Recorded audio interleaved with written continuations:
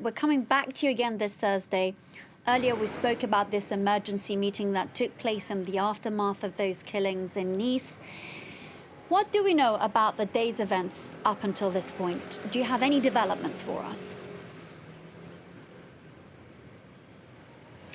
Well, the latest development really is the fact that anti-terrorist units here in France have been placed on the maximum level of alert across the country. And this could mean that the French government could deploy all exceptional means to protect French citizens. Just a few moments ago, Prime Minister Jean Castex, he was addressing the French parliament here, and he described the attack as a cowardly, as a barbaric attack.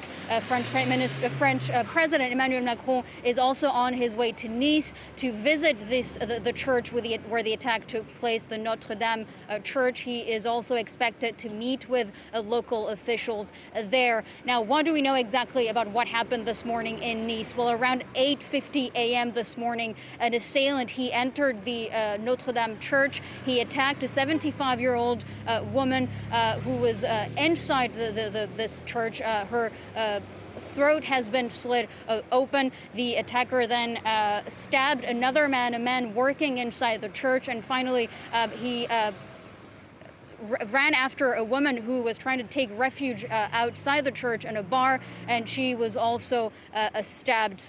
So far, 3 people have been confirmed dead. The attacker, he has been arrested. He has been taken to hospital where he's being treated for his injuries. And what we do know is that while he was being taken to hospital, he shouted repeatedly, Allahu Akbar. This is according to the mayor of Nice, who told this to local media.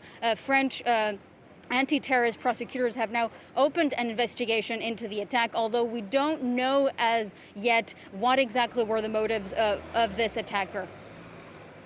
Now, of course, you just wrapped up the day's events for us, but we know that, even though there's no connection for the time being, that this particular onslaught comes just a few weeks after a French teacher was beheaded. We've been speaking about this throughout the program. He was beheaded in a terrorist attack. His name was Samuel Paty, and he showed his students an image, a caricature image of the Muslim prophet Muhammad. So that's some context for us, potentially. So France is still in shock following that attack, that horrific attack that took place outside a school in the suburbs of Paris. You mentioned him, Samuel Paty, a history teacher. He was on his way home after a day in school when he was attacked by a Chechen refugee living in France, and this attacker, he was angry at Samuel Paty. He wanted to punish him for showing cartoons of the Prophet Muhammad during a class discussion on freedom of expression.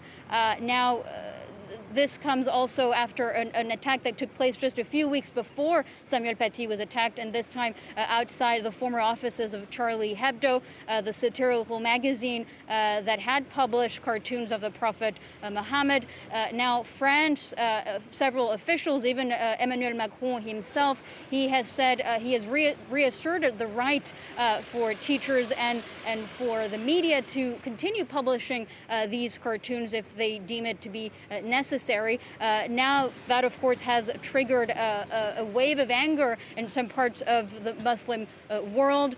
Some government officials have accused Emmanuel Macron of pursuing an anti-Muslim agenda. So really something that is happening now at a time when there's a lot of tensions surrounding the publishing of these types of cartoons. Valerie Dekimpe reporting from the Ministry of Interior for us. Of course, we'll be coming back to you later in the day for more developments.